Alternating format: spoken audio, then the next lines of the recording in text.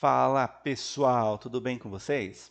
Então hoje a gente vai continuar a nossa aula aí de extrusão, tá? Então se você que está assistindo agora ainda não viu a aula de extrusão parte 1, eu convido que o faça, tá bom? Então essa disciplina de conformação mecânica e tratamentos térmicos, né, a gente trata aí sobre os processos de conformação mecânica. Então a gente está nessa primeira parte da disciplina. Em algum momento a gente vai falar também sobre tratamentos térmicos, tá bom? Bom, então o que a gente já viu de extrusão? A gente viu os tipos de extrusão, falamos um pouquinho a respeito do processo, eu expliquei como que funciona, como que é os equipamentos nesse tipo de processo, tá bom? Então dá uma olhadinha lá no vídeo 1, vou deixar aqui na descrição do vídeo também o link, para que você possa entender melhor a respeito dessa parte 2, tá? Nessa parte 2 a gente vai ver principalmente aí os parâmetros e também a temperatura envolvida no processo, tá? Então vamos primeiro os parâmetros de extrusão que envolvem aí os parâmetros geométricos, tá?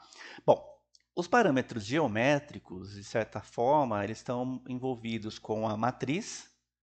Então, o ângulo de matriz ele é extremamente importante porque ele vai definir o escoamento plástico desse material durante a deformação, a gente vai ver daqui a pouquinho. Temos também outro fator importante que é a relação de extrusão. Então, é mais ou menos o seguinte, eu tenho um diâmetro X e eu vou reduzir isso, né? Quanto que eu vou reduzir? Qual é essa relação de extrusão? Tá? Então, ela é importante porque relações de extrusão muito alta implica desse material que eu estou deformando ter um comportamento plástico mais alto, tá?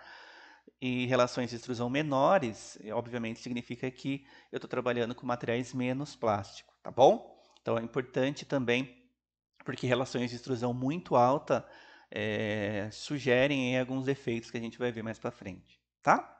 Bom, então a relação de extrusão nada mais é que o quociente entre as áreas da seção transversais do tarugo, a área inicial, e do produto extrudado, a área final. Então vou dividir a área inicial pela área final, ou o diâmetro, se for uma peça circular, né? Vou dividir uma relação por outra, tá bom? Então, quando eu divido a área inicial pela área final, eu tenho a minha relação de extrusão, tá? Outra coisa importante é o fator de forma. O fator de forma é mais fácil da gente pensar assim, tá? Então, imagine que eu tenho um diâmetro, tá bom? Sei lá, um diâmetro de 50 milímetros. E aí, a partir desse diâmetro de entrada de 50 milímetros, vou fazer uma outra peça que tem uma geometria extremamente complexa, tá? Na qual a somatória do seu perímetro, dessas linhas, dessa geometria, dá um valor extremamente maior do que inicialmente aí pensando nessa área transversal. Então, quando essa relação do perímetro é muito maior que a relação da área, eu tenho um fator de forma que é complexo. Então, é um detalhe que eu tenho que me atentar, que eu tenho que tomar cuidado na hora que eu for aí, principalmente pensar, projetar esse ferramental, tá bom? Então vamos ler aqui só. O fator de forma é a relação entre o perímetro da seção do produto extrudado e a área da seção transversal. Portanto, quanto maior for o valor, mais complexa será a extrusão. Portanto, em outras palavras, quanto mais complexa for essa geometria desse perfil extrudado, mais complexo, mais difícil é também e complexo esse processo de extrusão, tá bom? Então, quando eu tenho uma relação de forma menor, né, ou seja, a variação em torno de uma circunferência não é tão grande, o processo, pelo menos em teoria, ocorreria sem maiores complicações, tá? Bom, então, novamente, né, a gente já viu aqui um desenho parecido com esse na extrusão direta. Vou aplicar uma pressão, aqui uma força, uma pressão nesse tarugo, enfim, a gente lingote ou barra aquecida. E aí esse tarugo vai passar por uma redução de seção, né, pela nossa matriz. E aí eu tenho um ângulo aqui. Esse ângulo ele vai variar com relação ao material e também, de certa forma, com a geometria que eu estou pensando aqui, que eu estou trabalhando, tá? Então é um ângulo aí que depende bastante também dessa relação plástica, da relação da plasticidade, da ductibilidade desse material, tá? Então, a área inicial e a área final é o que vai dar para a gente também a relação de extrusão. Então, se essa diferença da área inicial para a área final for muito grande, o meu processo ele começa a se tornar bastante complexo. Por quê? Porque eu tenho a questão aqui da deformação plástica, do encroamento envolvido, tá? Do escoamento plástico desse material. Então, eu estou mais sujeito a ter falhas, a ter defeitos superficiais ou ainda defeitos internos nesse meu material, tá? E também temos os parâmetros físicos. Então, a gente viu os parâmetros geométricos, temos também os parâmetros físicos, tá? Quais seriam esses parâmetros? A velocidade de deslocamento do pistão. Então, uma coisa que eu não lembro se eu comentei com vocês, mas esse pistão, ele funciona por um mecanismo hidráulico, tá? Então, tem um fluxo de óleo, um motor, né? Um motor, um fluxo de óleo que vai empurrar esse pistão, tá? Então, normalmente, esses processos hidráulico, eletrohidráulico, eles ocorrem numa velocidade moderada, lenta para moderada, tá? Então, normalmente é um processo que ocorre, pelo menos nessa ideia do pistão, no deslocamento do pistão, de forma lenta, tá? Mas tem uma questão aí por trás que é a seguinte: a temperatura, a velocidade de saída dessa barra estudada, ela é completamente diferente da velocidade do pistão, né? Se essa relação, quanto maior for essa relação de extrusão, maior essa velocidade. Por quê? Porque imagina o seguinte: eu estou entrando com um diâmetro de 100 e estou saindo, obviamente aqui estou fazendo dando um exemplo, né? Estou saindo com um diâmetro de 10, que seja, né? Então veja, essa diferença de 100 para 10, né? Que vai dar uma relação de 10 para 1, vai fazer com que a velocidade também aumente na mesma intensidade, na mesma magnitude. Então a velocidade da barra que está saindo lá é muito mais alta do que a velocidade do pistão, obviamente, tá? Temos também outro fator importante, a força de extrusão. Bom, essa força de extrusão, ela vai depender um pouco do material, é verdade, né? Da plasticidade, da ductibilidade do material, é verdade. Depende, obviamente, da relação de extrusão, depende do ângulo da matriz, do escoamento que vai ter, né? Do escoamento plástico que vai ter desse material, tá? Outro fator importante físico, a temperatura do tarugo. De uma maneira geral, aqui estou dando só uma breve explanação, de uma maneira geral, a temperatura do tarugo vai influenciar na ductibilidade, né, dessa deformação, no escoamento plástico do material. Temperaturas mais altas favorecem aí essa deformação e também favorece os mecanismos que a gente já estudou aqui nessa disciplina de recuperação e recristalização, tá? Dessa estrutura cristalina, desses grãos, tá bom? E também outro fator importante é o tipo de lubrificante. Normalmente a gente trabalha com lubrificantes à base de óleo ou grafite, ou também com ligas de alta temperatura, com grânulos, né, pós, por exemplo, de vidro, que facilitam aí esse processo de escoamento, de formação plástica, né? Porque ele reduz simplesmente o atrito, tá bom? Então, eu tenho um fator físico extra que aumenta a intensidade, a magnitude do esforço, que é o atrito, e quando eu crio um mecanismo de lubrificante, né? Eu diminuo esse atrito, portanto, eu diminuo a força aplicada, a pressão aplicada, tá? Bom, a velocidade do pistão pode chegar aí da ordem de até 0,5 metros por segundo.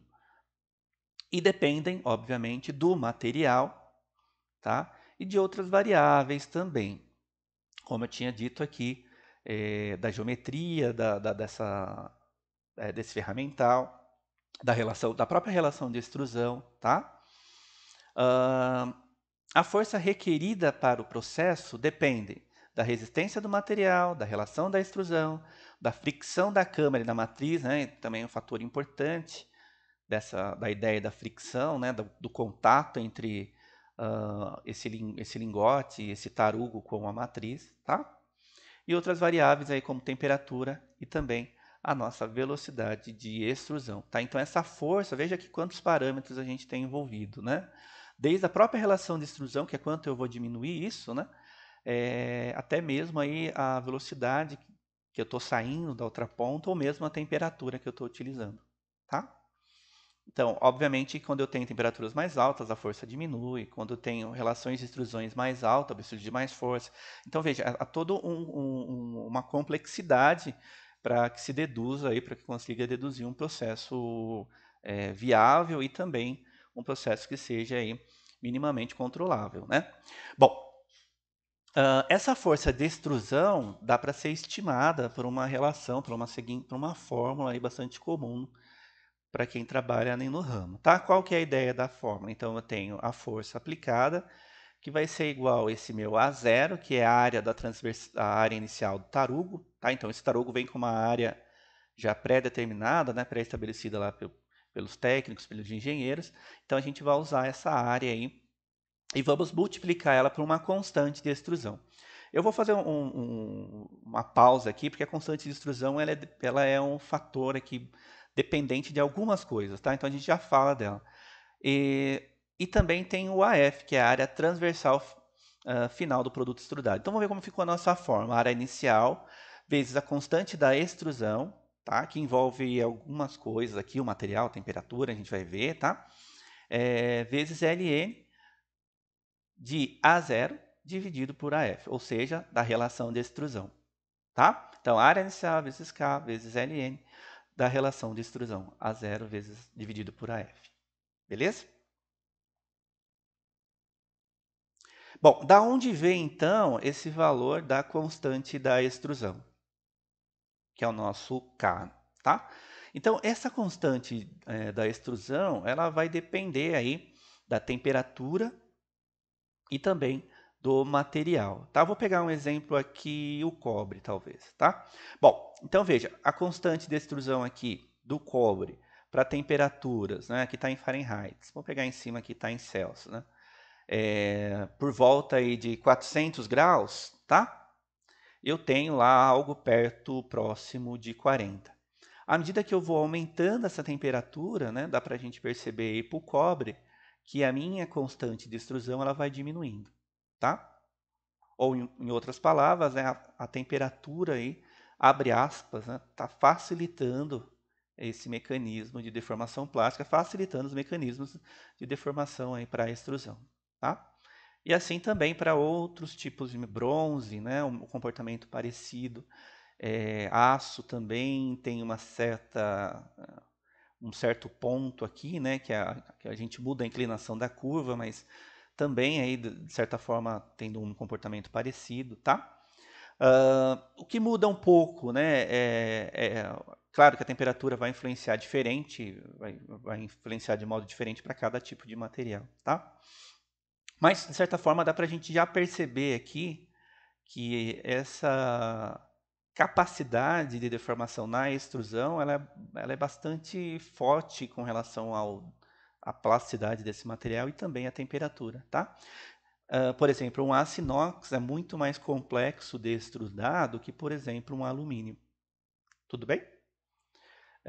Por quê? Primeiro que a minha constante de extrusão ela é mais alta, então esse material ele tem uma deformação plástica, uma ductibilidade com relação ao alumínio, dessa liga alumínio 1100, uma ductibilidade pior ou menor, tá? Então vai tornando o processo mais complexo, assim também para o molibdênio. Tudo bem? Do outro lado da minha tabela, né, eu tenho, em tese, qual seriam aí as forças requeridas, tá? Então, por exemplo, 200, né? Aqui 200 megapascal, 400 megapascal. Veja que como eu tenho aqui uma variação do valor bastante grande. Se eu pegar o aço, né? Eu tenho valores aqui da ordem para constante 20, né? Da ordem de 200 megapascal e lá para constante de 60 para a ordem de 400 megapascal. Então, a magnitude aqui, né, o tanto que eu tenho que aplicar de força aumenta bastante quando a gente simplesmente mexe aí com a temperatura, tá? Bom, a lubrificação ela é extremamente importante para o processo, né? Tem vários jeitos desse lubrificante atuar aí, várias empresas adotam técnicas distintas. Algumas vêm com uma lança de óleo impregnado a grafite e espreia isso, né, e jateia isso na câmara. Outras usam até falei isso na aula passada, usa de disco de grafite como meio lubrificante, outras usam de pó de vidro, enfim, tem uma gama bastante grande de possibilidades de diferentes lubrificantes para trabalho, tá? Para extrusão. Mas a maneira que ele atua sempre é a mesma, ele vai reduzir o atrito, esse contato entre esse lingote, né, esse tarugo, com a parede da câmara, tá? Bom, então vamos ver o que acontece com a força do pistão com relação à posição do pistão, tá? Então o pistão vai se movimentar com uma certa velocidade, aí, da ordem de 0,5 metros por segundo, e vai encostar nesse tarugo aquecido ou não, né? Bom, a força no pistão ele vai aumentar gradativamente de acordo com a posição que o pistão está. Tá? Então a força aumenta gradativamente até alcançar aí duas possibilidades. Tá? Então veja, aqui eu tenho dois caminhos. O caminho da extrusão inversa, que é esse caminho da linha tracejada, e o caminho da extrusão direta, que é esse da linha cheia. Vamos pensar primeiro na extrusão direta. Tá? Então uma força vai aumentando, aumenta, até um limite máximo, e aí volta a cair, tá? Até dar o fim de curso do pistão. Por que eu tenho esse movimento, né? Então veja, o material que a gente está deformando, ele está entrando pela matriz, estou aplicando força, ele está entrando, né, por essa matriz, então a força está aumentando gradativamente. A partir de um determinado momento, normalmente do meio para o fim, na qual a força de atrito ela já é menor. Então veja, eu tenho uma área, em outras palavras, né, eu tenho um lingote, um tarugo desse tamanho, tá? Que está dentro da cama. Então eu tenho tudo isso de atrito, eu tenho uma área de atrito bastante grande. Então na hora que eu estou empurrando esse material, eu estou reduzindo essa área de atrito, né? Em um determinado momento, essa área de atrito ela vai estar menor, tá? Então quando isso acontece, eu inverto essa curva, tá bom? Então eu vou aumentando a força que o pistão está aplicando, o atrito, e a partir do momento que esse tarugo, né, já está mais para o meio, para o fim do processo de extrusão, essa força vai caindo gradativamente, tá? Até o final. Perceba que o final de curso, a minha força não vai voltar a zero, obviamente, tá? Porque eu preciso ainda empurrar, né, ao final esse tarugo, ainda tem um pouco de força lá, tá bom?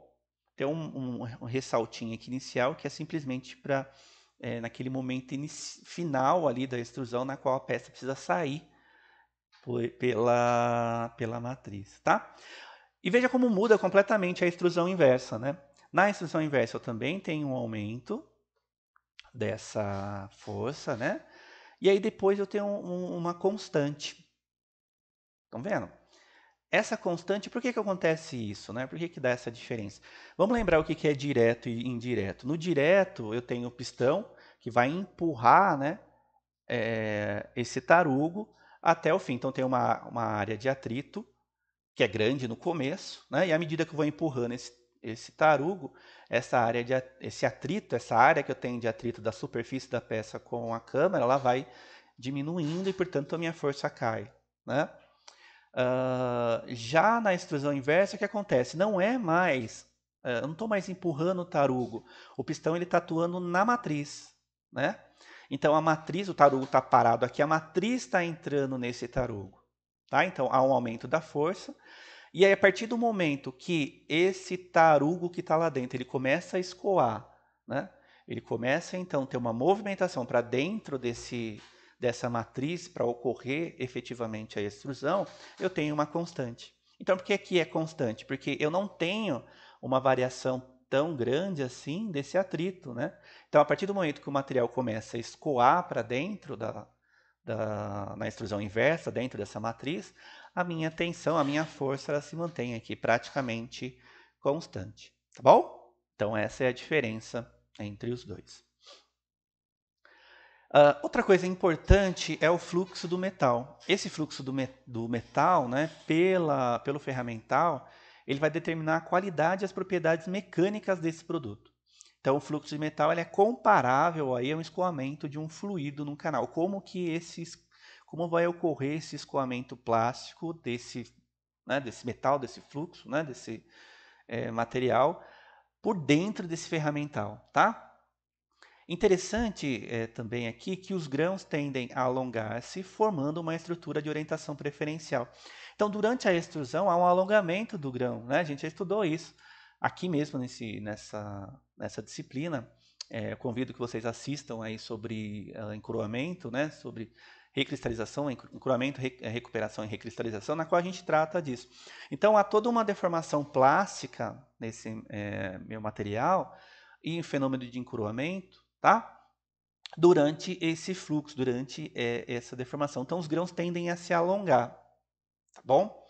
E aí, tem uma questão interessante, é que essa deformação na superfície e no meio, né? Será que ela é a mesma? Então, isso é importante para a gente entender, né? Então, primeira coisa, essa deformação superficial e no centro é igual? Já dá para pensar que talvez não, né? Possivelmente não, a deformação tende a ser maior na superfície do que no meio, tá? Outra coisa interessante aqui também tem a ver com a orientação. Então, quando eu estou deformando esse material, eu crio uma orientação para esses grãos preferencial, tá bom? O fluxo inadequado pode causar inúmeros defeitos, a gente vai ver daqui a pouco. Entre esses defeitos bastante comum aí, as trincas internas, conhecido, ou chevron, conhecido aí no meio, tá? Bom, a técnica de observação do fluxo consiste em seccionar o tarugo ao longo do seu comprimento e marcar uma das faces com quadriculado, tá? As duas metades são então colocadas juntas na câmara e extrudadas. Após a extrusão, as partes são novamente separadas para o exame, tá? Então existe uma técnica de observação de fluxo que é basicamente cortar um tarugo na seção transversal, né? Desculpa, na seção longitudinal, fazer uma marcação com um quadriculado nessas faces, juntar essas duas partes e colocar para deformar, tá? Então imagine que eu peguei um tarugo, eu cortei ao meio, faço uma marcação de um quadriculado, sei lá, de 10 por 10, 20 por 20, depende um pouco da geometria dessa peça, junto essas duas partes e ponho ele para fazer a extrusão, tá? Depois, o que eu pego? Eu olho e analiso esse material. Tá? Analiso essa interface entre essas partes, tá? Para verificar esse fluxo metálico, tá bom? Por que eu pinto? Porque essa pintura, né, essa marcação de um quadriculado vai dar para eu verificar no desenho desse quadriculado como que foi esse fluxo de metal. Então, essa marcação, né, pintar, né, essa pintura desse quadriculado na face do meu lingote, né, do meu tarugo, facilita essa visualização do escoamento, tá? Bom, então aqui nessa figura a gente pode observar um resultado aí dessa técnica, tá? Uma situação hipotética de extrusão direta numa matriz quadrada, ângulo de matriz 90 graus. Então tem aqui a situação A, a situação B e a situação C, tá? É interessante observar aqui as zonas mortas, né, na figura B e C, onde o metal fica praticamente estacionário no canto, tá? A situação é similar ao escoamento de fluido num canal com cantos vivos, por isso é interessante aí um projeto que requer uma experiência considerável, que é evitar, principalmente evitar esses cantos vivos e adequar uma angulação, né, para esse ferramental, tá bom? Bom, então no momento inicial, o que eu tenho? Eu tenho um escoamento, né, desse material por esse orifício, por essa matriz. E aí veja que interessante, quando eu tenho um ângulo reto, um ângulo de matrizes 90 graus, eu crio nessa região aqui, ó, tá? Nessa região periférica dessa matriz, uma região na qual não há escoamento plástico do material. Portanto, a gente chama isso aqui de zona morta. O que seria uma zona morta? O metal, o lingote, né, esse tarugo se deslocou, encostou aqui nesse ferramental e não mais movimentou. Essa parte ela continua igual do início ao fim da deformação desse tarugo, tá? Qual o problema disso, né? O problema é que eu tenho aí uma região bastante sujeita à deformação, tá? Bastante sujeita a defeitos, tá? Então, eu posso ter defeitos associados aqui como trincas externas e também um outro defeito até mais grave que esse, que é a formação de trincas internas, tá? Quando, porventura, esse fluxo de metal, de deformação plástica, não se junta. Depois a gente vai discutir isso com mais calma, um pouco mais calma nos defeitos, tá bom? Então, o que é importante aqui para a gente pensar? Aqui, eu não posso ter um ângulo reto para esse ferramental, né? Então, todo esse ferramental, essas matrizes de extrusão, eu tenho que ter um ângulo aqui para que todo o volume desse tarugo se deforme plasticamente para dentro do meu material, tá? Eu não posso ter essas zonas mortas que induzem aí esses efeitos superficiais, porque simplesmente porque a deformação na superfície ela vai ser muito diferente da deformação no meio, tá? Outra coisa importante é com relação à zona cilíndrica, tá bom? Então, essa zona cilíndrica também, ela vai, obviamente, depende um pouquinho depende aí do material que eu estou utilizando, mas a ideia é o seguinte, então vamos lá ver o que a gente tem aqui. Vou pegar primeiro de materiais não ferrosos. Então, pensando em materiais não ferrosos, né, eu tenho uma certa angulação para esse ferramental, tá? E aí eu passo por uma zona cilíndrica. O que é essa zona cilíndrica, qual é a importância que ela tem, né? Então, veja, meu material escoou aqui para dentro, tá? Passou para essa zona cilíndrica, que é basicamente o diâmetro final que eu quero para essa barra extrudada, tá? E aí eu tenho uma zona de saída novamente, eu tenho uma certa angulação para esse material, tá? Quando eu já passo para materiais ferrosos, o que acontece com a minha zona cilíndrica? Ela já tem uma área um pouco maior do que aqui, tá bom? Por quê? O comportamento de um material ferroso para um material não ferroso envolve a questão da deformação plástica. De uma maneira geral, né, ligas não ferrosas são mais dúcteis do que as ligas ferrosas, tá? Por isso implica nessa angulação um pouco maior e numa zona cilíndrica menor do que no caso dos materiais ferrosos, tá? Perceba que no caso dos materiais ferrosos eu tenho uma angulação até menor comparativamente, né? Por mais uma zona aqui cilíndrica de ajustagem para esse tarugo maior, de ajustagem de dimensões para esse tarugo maior, tá?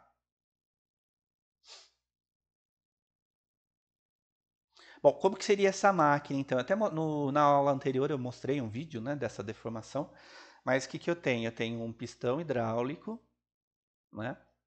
Então aqui eu tenho o cilindro hidráulico, o pistão hidráulico. Normalmente a gente usa aqui um pistão de extrusão, um contrapistão, né? Uma barra que vai trabalhar aqui com função do pistão. Para que eu utilizo isso? Para eu preservar a integridade desse meu pistão, dessa minha ferramenta, tá? E esse pistão então vai empurrar esse contrapistão, esse pistão de extrusão, e aí eu tenho um disco.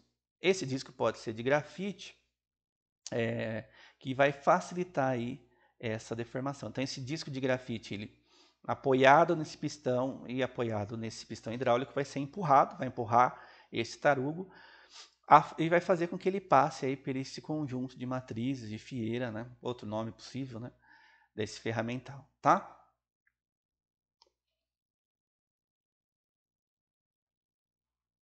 Bom, como é que funciona aí a máquina em si, tá? Então, primeiro, eu tenho a alimentação da máquina, né? Dessa extrusora, dessa prensa. Então, eu vou colocar o meu tarugo nesse canal, né? Depois ele vai entrar na câmara.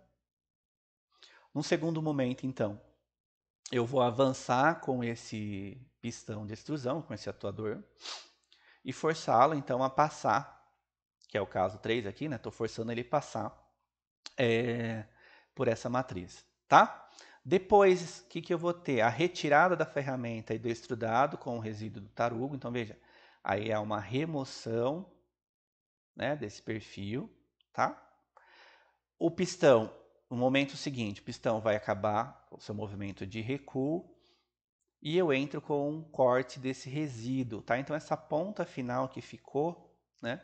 Se porventura eu não continuar a empurrar, tá? Por exemplo, com um disco de grafite, que daria para continuar esse ato de empurrar, né? Eu venho e corto isso, tá?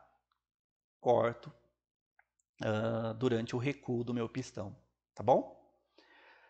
E por fim, aí eu faço a retirada da casca do tarugo com o avanço do pulsão usando um disco de raspagem. Depois eu pego um disco de raspagem, que é aí um disco que tem as dimensões mais próximas das dimensões da câmara, empurro, tiro, né, raspo, faço uma raspagem, uma limpeza desse canal, tá? Desse canal da câmara, tá bom? Bom, então a gente já discutiu a possibilidade de temperaturas. Eu posso fazer a extrusão a quente. Então, a extrusão a quente ela é feita aí com temperaturas mais altas. Por quê? Para eu ganhar a ductibilidade, eu ganhar mecanismos de deformação plástica que facilitam o processo de deformação, tá? Porém, eu tenho uma questão bastante importante que é a temperatura. Então, a temperatura me facilita o processo de deformação em si, mas ela traz alguns fatores complicantes, por exemplo, a oxidação superficial. Tá bom? Então, é um detalhe que é importante, como que a limpeza dessa superfície, se vai ter ou não desse tarugo por uma questão de oxidação, tá? Então, a extrusão a quente apresenta alguns problemas devido a essa temperatura mais alta. Então, o ganho de vantagem, a questão da deformação do material está mais dúctil, na verdade, mas o que eu tenho de problema? O desgaste da matriz é excessivo, a temperatura, porque eu tenho a temperatura e também tenho o atrito trabalhando ali, né?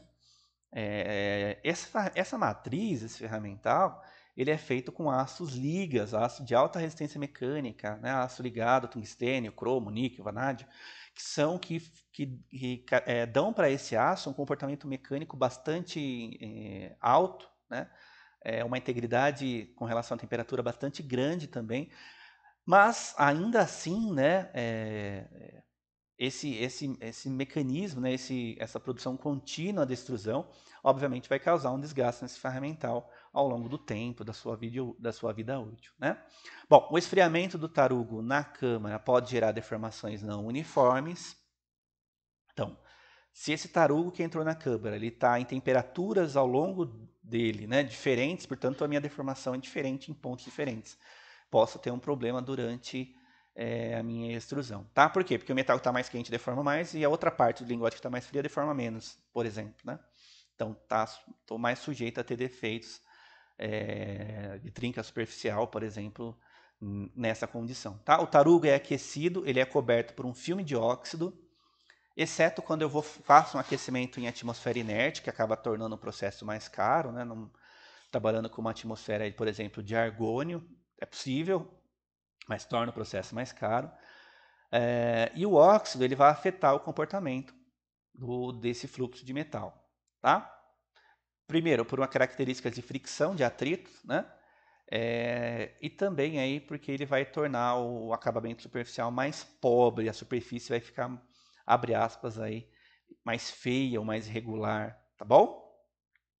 Mais rugosa até, tá? Bom, quais seriam as faixas de temperatura para alguns metais? Alumínio, 375 a 475, dispensando a quente, tá, pessoal? Cobre, 650 a 950, aços entre 875 e 1300, aqui bem no limite, né, possível de temperatura, tá? Os materiais para essas matrizes são, como eu tinha dito, né, materiais que aguentam alta resistência mecânica. Algumas vezes, esses ferramentais eles podem ser revestidos por aspersão térmica, por exemplo, né, um outro processo de fabricação, com zircônia.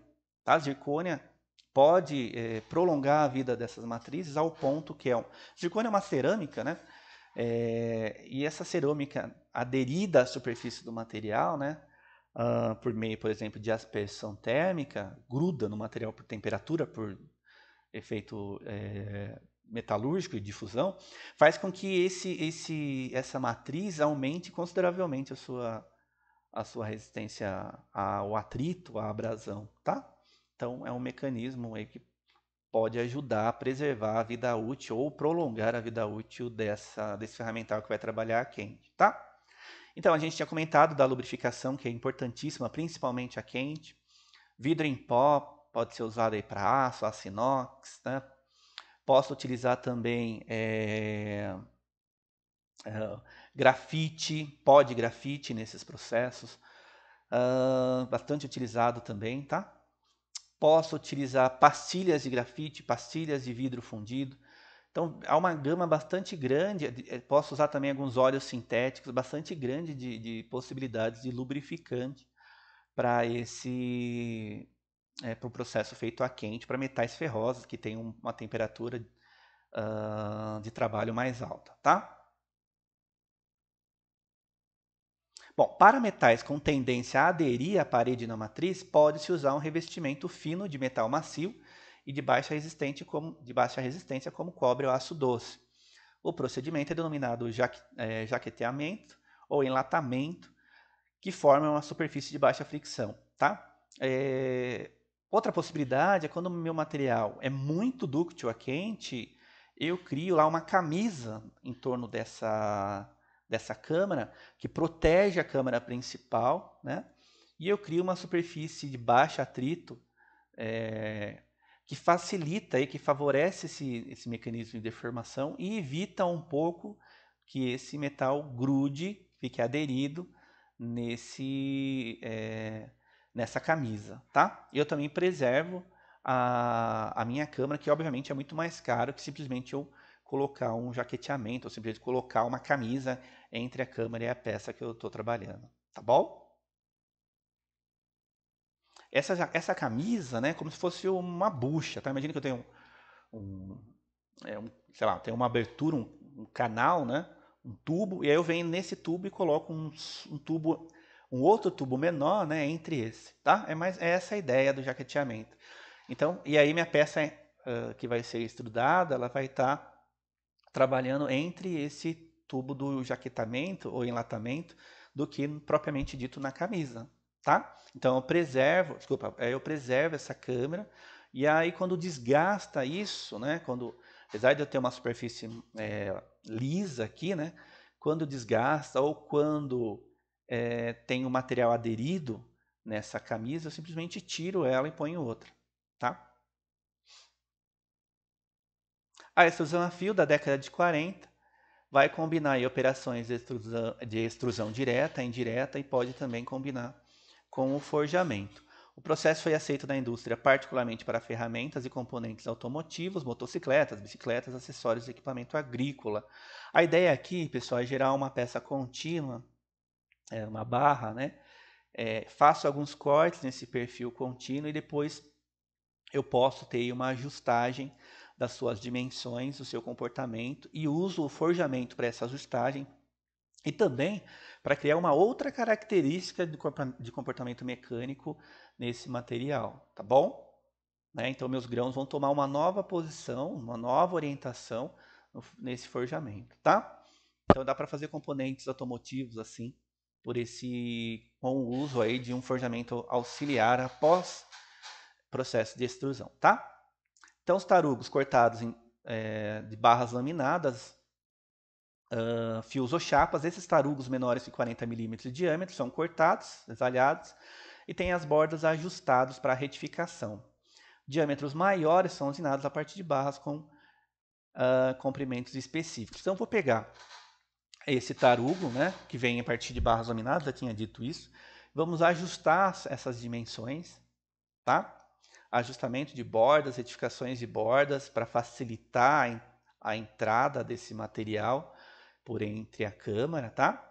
Então, tudo isso nos auxilia. Então, por que eu faço esse alinhamento de bordas, né? Por que eu faço, esse ajustamento aí por retificação das bordas? Porque quando eu corto esse material, a minha borda, a minha superfície, ela fica um pouquinho deformada, né? Eu fico lá com essa rebarba, tá? Então, Na retificação eu tiro essa rebarba e crio faço um elemento aí que facilita o escoamento desse material inicial, né?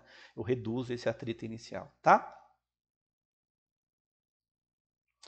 Bom, todos os materiais a quente, em tese, eles podem ser feitos por extrusão a frio. É claro que eu vou precisar ajustar meu processo para essa condição, né? Eu tenho uma máquina, por exemplo, que tem uma capacidade aí de força, de carga maior, já que eu não tenho mais a temperatura atuando, tá? Por isso que eu tenho uma certa limitação com o tamanho desse tarugo, né?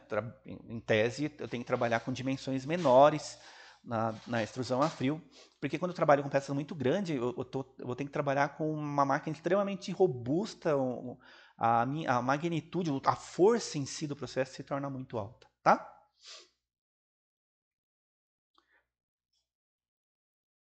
Outra coisa importante, obviamente, é que uh, fazer a frio também implica de eu considerar que o material vai perder ductibilidade. Portanto, eu tenho que pensar aí o que vai ocorrer metalurgicamente com esse material, né?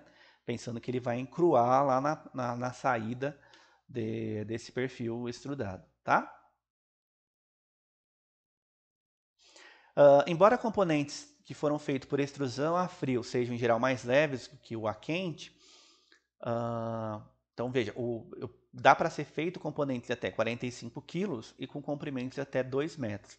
Claro que, novamente, né, adequando aí essa condição para o meu processo em si, para o equipamento, para a máquina em si, tá? Metais obtidos por metalurgia do pó são também estudados a fio. A metalurgia do pó também vai ser uma aula que a gente vai abordar aqui, que trabalha com pó metálico. Ele também parte do princípio aí que é possível fazer uma extrusão de pós para gerar uma pecinha, só que aí é outro mecanismo pós-extrusão, que no caso da metalurgia do pó a gente vai para sinterização, não vai, no caso da extrusão aqui, que a gente vai para ajustagem final, enfim, tá? Mas a gente vai tratar de metalurgia do pó em alguma aula aí próxima, beleza? Bom, aqui a extrusão a frio para parafuso, né? Combinando aí essa ideia que a gente falou de extrusão e também forjamento, né? Então, o que eu estou fazendo aqui? Estou criando esse perfil, tá? Crio esse ressalto aqui na ponta, crio a cabeça desse parafuso, né? Ajusto essas dimensões, depois faço a rosca por algum método aí de conformação, tá? A gente chama de spline, mas é colocar entre matrizes que vão girar esse parafuso, tá? Então a ideia está aqui, né? Eu venho então com essa barra, tá bom? Essa barra vai entrar aqui no meu material, fazendo uma vamos chamar assim, né? Uma pré-extrusão. Então aqui está o perfil que foi feito, tá? Para fazer esse parafuso. Depois eu venho com o meu stop, né? Ele sobe novamente. Eu venho com a punção e aplico uma força, então ele vai abaular a ponta dessa matriz, porque ela tem aqui uma abertura maior, né, na cabeça. E aí no final, né, após a aplicação dessa força, fiz uma ajustagem desse material e aí eu fiz a cabeça desse parafuso. Tá? Então, novamente, aplico uma força, faço uma extrusão direta convencional nessa região aqui, né? Tá vendo que tem um diâmetro menor. Volto o stop, venho com o meu punção novamente, aplico uma força, vou abaular essa parte superior para formar a cabeça do parafuso. E depois aí eu abro, normalmente são matrizes bipartidas, abro essas matrizes bipartidas e tira essa ferramentinha, o meu parafuso lá de dentro. Tá? Claro que esse parafuso ainda não está roscado, né? Vai precisar ajusto aí as dimensões dele, tá bom? E faço depois a rosca por deformação, tá bom? Normalmente deformação a frio, né? Bom, então dá para fazer uma infinidade de peças pela essa mesma ideia, gerando novamente, né? Gero um perfil extrudado, depois abaulo, por exemplo, esse eixo, né? Gera um perfil extrudado, depois abaulo a parte aí da superior, né? Então vejam que essas peças têm em comum um perfil circular, né? Uma parte cilíndrica, tá? Bom, Quais são as vantagens e desvantagens da extrusão a frio em relação à extrusão a quente? Vantagens: melhores propriedades mecânicas resultantes do encruamento. Controle de tolerâncias é melhor, né? Melhor acabamento superficial, eliminação do pré-aquecimento do tarugo, taxas de produção e custos competitivos, já que eu não preciso de fornos, né? Por exemplo, tá? Então eu tenho essas vantagens. A desvantagem é que a magnitude da tensão do ferramental de extrusão é muito mais alta. Então, especialmente para trabalhar com aço, tá?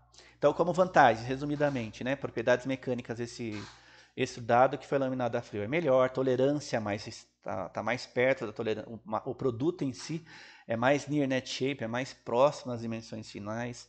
Eu tenho uma questão de acabamento superficial, rugosidade melhor, tá? E aí, em termos de técnica, né, de estrutura física para o processo, eu tenho aí uma condição de não precisar, por exemplo, de um forno que tem um custo relativamente alto para a empresa, tá? Por outro lado, meu maquinário ele tem que ter a capacidade aí de trabalhar em temperaturas mais frias com pressões, com tensões maiores, tá? Bom, defeitos de extrusão, vou falar aqui rapidamente de 3, tá? O primeiro deles, a trinca superficial, então são trincas que ocorrem no meu material na superfície, pode ocorrer no sentido da extrusão longitudinal, mas podem ocorrer também na transversal, tá? Ocorre porque a temperatura ou velocidade é muito alta, então se a temperatura está alta, ou ainda a velocidade desse pistão que está empurrando esse material é alta, eu posso gerar esses defeitos, tá? É um defeito que a gente chama de intergranulares, ocorrem entre os grãos, tá? Do meu material. É mais comum em ligas de alumínio, magnésio e zinco. Esses defeitos podem ser evitados reduzindo-se a velocidade de extrusão e diminuindo a temperatura do tarugo. Então, se porventura esse defeito ocorreu, mais comum, né? As primeiras tentativas é no sentido de diminuir essa temperatura de extrusão e diminuir essa velocidade, tá? Outro defeito popularmente conhecido como cachimbo, ou às vezes também rabo de andorinha, esse defeito de cachimbo, né, ele ocorre mais no sentido aí desse fluxo de metal central, tá? Então, está mais sujeito aos processos a quente e pode ocorrer, por exemplo, quando eu tenho uma quantidade muito grande de óxido superficial e esse óxido acaba sendo arrastado para o meio da minha peça, tá? Então eu fico com esse perfil aqui ao longo do comprimento da minha peça, né? Do meu perfil extrudado, tá? E aí você tem que acabar cortando, você tem uma perda nesse seu perfil, tá bom? Uma alternativa para diminuir a possibilidade desse defeito seria uma limpeza da superfície desse tarugo ou utilizar aí uma atmosfera inerte durante o seu aquecimento, tá? Tudo bem? Então, um defeito que ocorre aí devido a esse comportamento desse fluxo de metal central, normalmente associado aí com o deslocamento de uma camada de óxido para o meio, tá?